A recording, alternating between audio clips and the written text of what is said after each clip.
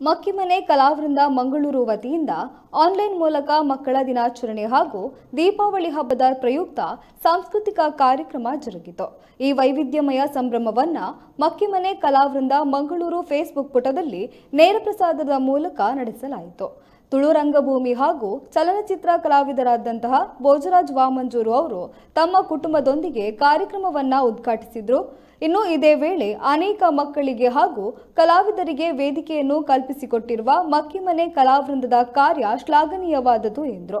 ಇನ್ನು ಕಾರ್ಯಕ್ರಮದಲ್ಲಿ ಮುಖ್ಯ ಅತಿಥಿಗಳಾಗಿ ನ್ಯೂಸ್ 18 ಕನ್ನಡದ ನಿರೂಪಕಿ ನಮಿತಾ ಜೈನ್, TV9ನ ನಿರೂಪಕ ಅವಿನಾಶ್ ಯುವನ್, ಚಲನಚಿತ್ರ ನಟಿ ಸ್ವಾತಿ ಬಂಗೇರ ಹಾಗೂ ಅನೇಕರು ನೇರ ಪ್ರಸಾರದ ಮೂಲಕ ಭಾಗಿಯಾಗಿ ಪ್ರತಿಭಾ ಪ್ರದರ್ಶನ ಮಾಡಿದರು.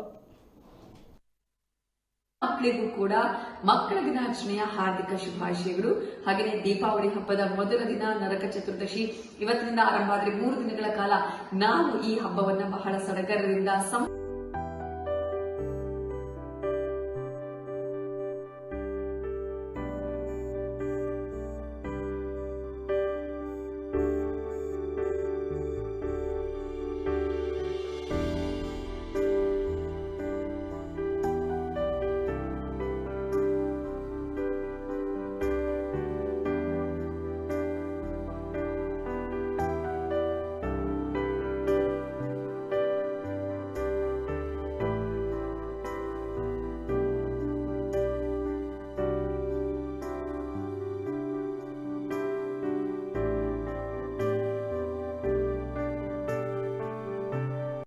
ಮಕ್ಕಳ ದಿನಾಚರಣೆ ಎಲ್ಲ ಮಕ್ಕಳಿಗೂ ಕೂಡ ಮಕ್ಕಳ ದಿನಾಚರಣೆಯ ಹಾರ್ದಿಕ ಶುಭಾಶಯಗಳು.